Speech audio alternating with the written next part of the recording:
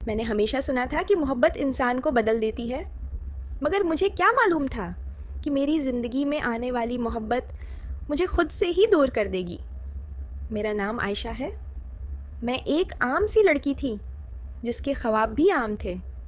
मैं सिर्फ इतना चाहती थी कि कोई मुझे सच्चे दिल से चाहे, मेरी इज्जत करे और ज़िंदगी भर मेरा साथ दे।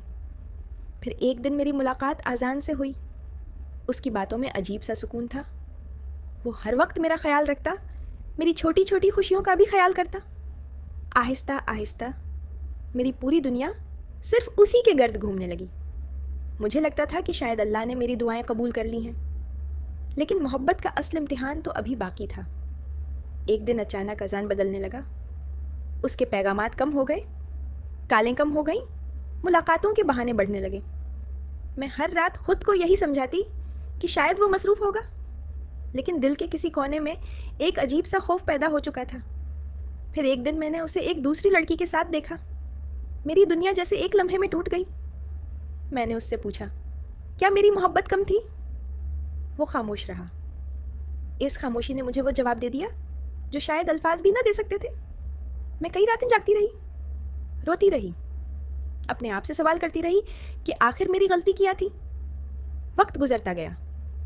मैंने खुद को संभालने की कोशिश की, पढ़ाई मुकम्मल की, नौकरी शुरू की और अपनी ज़िंदगी को नए अंदाज से जीना सीख लिया। कई साल बाद एक दिन अचानक मेरी मुलाकात फिर अजान से हुई, लेकिन इस बार उसकी आंखों में वो गुरूर नहीं था। वो पछता रहा था। उसने कहा, आयशा, मुझे माफ़ कर दो, मैंने तुम्हारी कदर बहुत देर से पहचानी। मैं खामोशी से उसे देखती रही, फिर मुस्कुराकर सिर्फ इतना कहा, कुछ लोग हमारी ज़िंदगी में मोहब्बत बनकर आते हैं और कुछ सबक बनकर। तुम मेरी मोहब्बत भी थे और मेरा सबसे बड़ा सबक भी। मैं वहाँ से वापस आ गई। उस दिन मुझे पहली बार महसूस हुआ कि असल जीत किसी को वापस हासिल करने में नहीं, बल्कि खुद को दोबारा हासिल करने में होती है।